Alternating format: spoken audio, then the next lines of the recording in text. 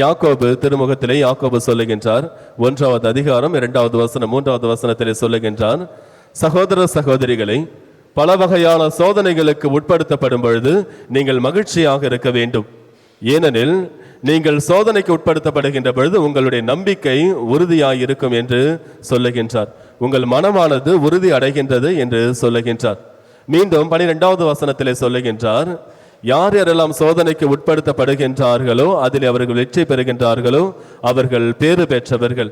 ஏனெனில் கடவுள் அவர்களுக்கு வாக்களித்த வாழ்க்கை என்கின்ற அந்த வெற்றி வாகையனை அவர்களுக்கு அளிக்கின்றார் என்று குறிப்பிடுகின்றார்.